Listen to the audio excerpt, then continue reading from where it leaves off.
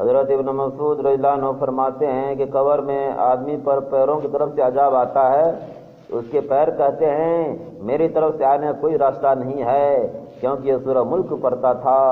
وہ سینے یا پیٹ کی طرف سے آتا ہے تو سینہ یا پیٹ کہتا ہے میری طرف سے تیرے لیے آنے کا کوئی راستہ نہیں ہے، کیونکہ یہ سورہ ملک پڑھا کرتا تھا۔ پھر عذاب سر کی طرف سے آتا ہے تو سر کہتا ہے تیرے لیے میرے طرف سے آنے کا کوئی راستہ نہیں ہے، کیونکہ یہ سورہ ملک پڑھتا تھا۔ حضرت عبداللہ بن مسعود رضی اللہ عنہ فرماتے ہیں یہ سورت قبر کے عذاب کو روکنے والی ہے۔ تورات میں اس کا نام سورہ ملک ہے۔ جس شخص نے اس کو کسی رات میں پڑھا اس نے بہت زیادہ ثواب کمایا۔ اس حدیث میں اللہ نبی کہہ رہے ہیں کہ جب آدمی قبر میں دفن ہوتا ہے تو پیروں کی طرف سے عذاب آتا ہے تو اس کے پیر کہتے ہیں میرے طرف سے آنے کا کوئی راستہ نہیں ہے، میرے طرف سے نہیں آ سکتے ہو، کیونکہ یہ سورہ ملک پڑھا کرتا تھا۔ ایک سورہ ہے نا، کیونکہ یہ سورہ پر نیک عمل جو ہے تو کیا کرتے ہیں انسان کو جب وہ نیک آدمی ہے سورہ زیادہ زیادہ پڑھتا ہے، اللہ حکم چلتا ہے تو اعمال کیا ہوتے ہیں اس قبر میں اس سے گھیر لیتے ہیں چاروں طرف سے، ہے نا۔ کوئی عذاب آتا ہے، سانپ آتا ہے، آگ آتا ہے تو وہ نیک عمل جو اسے کیا کرتے ہیں ہٹاتے ہیں، تو آنے کی جو ہے ادھر راستہ نہیں ہے۔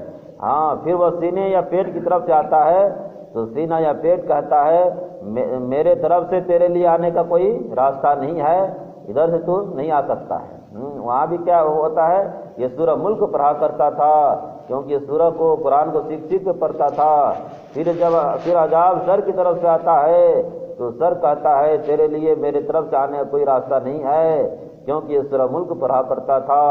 یعنی عذاب جو ہے وہ آ نہیں پاتا ہے، اس کے اعمال جو کیا ہوتا ہے چاروں طرف سے بندے کو، اللہ کے ولی کو جو دن رات جو ہے اللہ حکم میں چلتا رہتا ہے، نیک عمل جو ہے اس کو گھیرتا ہے، کیونکہ دنیا کا سارے سامان جو ہے سب یہیں رہنے والا ہے، اور نیک عمل انسان کیا جائیں گے ساتھ جائیں گے، ہے نا۔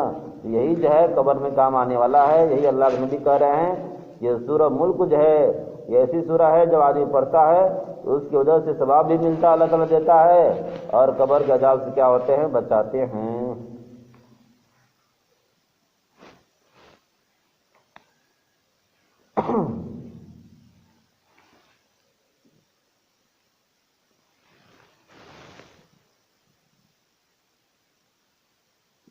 حضرت ابو ہریرہ رضی اللہ عنہ روایت کرتے ہیں کہ نبی کریم صلی اللہ علیہ وسلم نے